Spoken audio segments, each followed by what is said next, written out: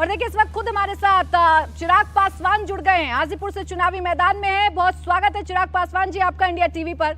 अभी जितनी सीटें हमने खोली हैं उत्तर बिहार की हमारे इंडिया टीवी सीएनएक्स पोल में, सारी सीटों पर एनडीए के उम्मीदवार जीतते हुए नजर आ रहे हैं। आपकी अपनी सीट हाजीपुर पर आप जीत रहे हैं, ऐसा हमारा ओपिनियन पोल बता रहा है।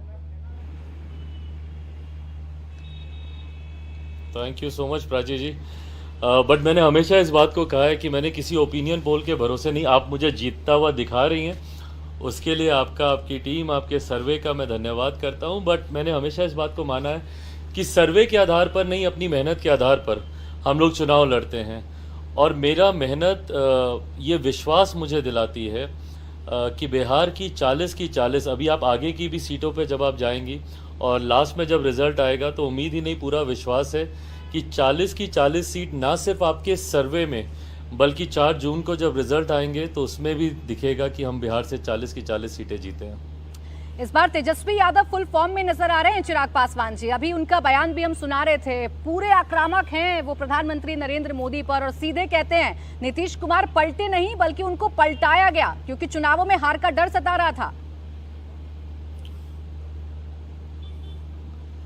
But Prachi ji, this is how it's been always. मतलब ये ऐसा नहीं है कि पहली बार इस तरीके के आरोप लगाए जा रहे हैं। 2014 में भी विपक्ष ने एकजुट होकर प्रधानमंत्री के बारे में सारी बातें कही थी। 19 में भी इन्होंने ये तमाम बड़े बड़े दावे किए थे। ये सारी बातें 19 में भी उन्होंने कही थी, पर हकीकत क्या थी? 14 से बड़ी जीत हम लोग को 19 में मिली और अब 19 से बड़ी जीत की ओर हम लोग 2024 में हम लोग अग्रसर हो रहे हैं।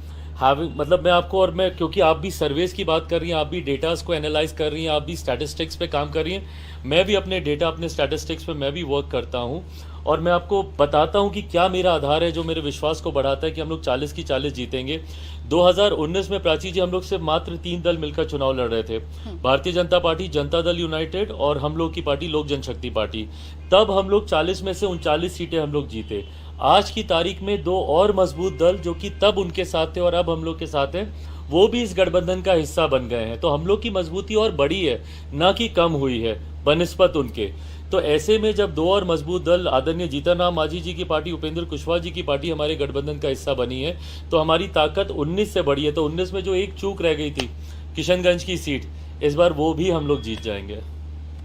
देखिए अब तो ओपिनियन पोल में आगे हम सीटें खोलेंगे और बताएंगे कि आपका दावा कितना सच साबित होता है। लेकिन सबसे ज्यादा चर्चा आप ही की पार्टी की रही एनडीए गठबंधन में। आपके चाचा की नाराजगी खुलकर सामने आई, हालांकि बाद में उन्होंने अपनी नाराजगी को साइड करके एनडीए के उम्मीदवार को जिताने का आश्वासन दिया है। कोई चुनौती आप मानते हैं? आपको लगता है कि ऑल इज वेल है, सब ठीक हो गया है? वेल, आई थिंक जहाँ तक रही बात गठबंधन की, एवरीथिंग वाज वेल ऑलवेज। मतलब कहीं इसमें हम लोग को कहीं कोई कठिनाई नहीं थी। आपने देखा कि विपक्ष हम लोग के ऊपर आरोप लगाता था कि इन लोग के यहाँ सीटों का बंटवारा नहीं होगा, चयन नहीं होगा। आपने देखा कितने एमिकेबली ना सिर्फ हम लोगों ने सीटों की संख्या का बंटवारा किया बल्कि even distribution of the seats, सीटों का चयन भी हम लोगों ने बहुत सहजता से हम लोगों ने कर लिया। विपक्ष अभी भी, और मैं नहीं मानता कि गठबंधन की मर्यादा है, बिना सीटों के बंटवारे के सिंबल बांटे जा रहे थे, बिना सीटों का चयन किए आप प्रत्याशी घोषित कर रहे थे, तो ये कहीं ना कहीं गठबंधन की मर्यादा के ये खिलाफ है। तो ऐसे में जहाँ तक एनडीए की थी, हमेशा से all was well, all is well और सब अच्छा रहेगा आगे भी। एनडीए में तो सब कुछ ठीक है। मैं चर्चा आप ही की पार्टी की कर रही हूँ जो 2 धड़ों में बट गई थी। आपके चाचा पशुपति पारस, उनकी नाराजगी भी सामने आई थी, बाकायदा प्रेस कॉन्फ्रेंस उन्होंने की थी। हालांकि अभी वो कह रहे हैं सब कुछ ठीक है। सब कुछ ठीक है या अभी भी कुछ है ऐसा बाकी जिसे ठीक करना बाकी रह गया है? प्राची जी, आई हैव नो आइडिया उनको कब, कहाँ पे, क्या नाराजगी हुई थी और कब उनसे सब ठीक हो गया, मुझे नहीं पता। मैं तो उस वक्त भी मुझे नहीं पता था कि क्यों वो नाराज़ हुए थे। आज बीच में भी वो क्यों नाराज़ हुए, एकदम से वन फाइन डे न्यूज़ के माध्यम से हम लोग को पता चला कि उन्होंने इस्तीफ़ा दे दिया। क्या कारण था? अगर एनडीए में ही रहना था, एनडीए का ही समर्थन करना था, तो उस वक्त भी वो इस्तीफ़ा वगैरह देने का भी कोई मतलब नहीं था। But I think possibly he is knocked all the possible doors और कहीं कुछ हुआ नहीं। बट अच्छी बात है, अब एनडीए में है, गठबंधन में है, अच्छी बात है। देखिए, जो वजह बनी वो आप ही की सीट बनी हाजीपुर की, उसी को लेकर नाराजगी थी, उसी को लेकर सारे जितने भी हथकंडे थे वो अपनाए जा रहे थे, दबाव बनाया जा रहा था। चाहते थे पशुपति पारस जी कि वो इस सीट से चुनाव लड़ें, लेकिन आपको मैदान में उतारा और यही उनकी नाराजगी की वजह भी बनी।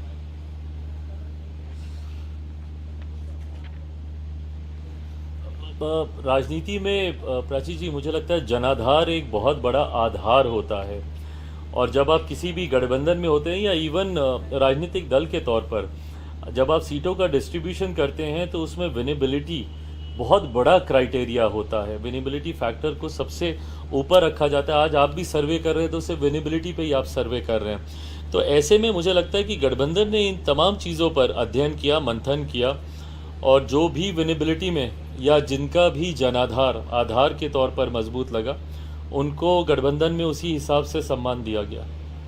एक आखिरी सवाल आपसे चिराग पासवान जी, बिहार का तो आपने बता दिया कि आप 40 की 40 सीटों पर अपने उम्मीदवारों को जीतता हुआ देख रहे हैं ओवरऑल, क्योंकि इस बार 400 प्लस का टारगेट एनडीए लेकर चल रहा है। आपका अपना आंकलन क्या कह रहा है? मैं मानता हूं कि बहुत सरलता से हम लोग ये 400 प्लस का टारगेट हम लोग पूरा कर लेंगे। आज की तारीख में मोदी की गारंटी पे ना सिर्फ देशवासियों को बल्कि अब तो दुनिया भी मोदी की गारंटी की चर्चा करने लगी है।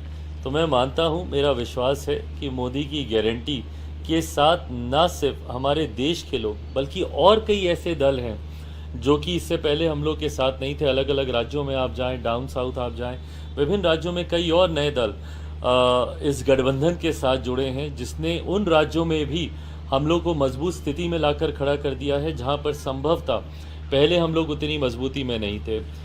ओवरऑल टू समिट ऑल, मैं बस इतना बोलूँगा, 400 का लक्ष्य है, इसको हम लोग ज़रूर पार करेंगे। चलिए, बहुत बहुत शुक्रिया चिराग पासवान जी, और बहुत शुभकामनाएं आपको आने वाले चुनावों के लिए। हमारे साथ जुड़ने के लिए, हमसे बातचीत करने के लिए बहुत शुक्रिया आपका।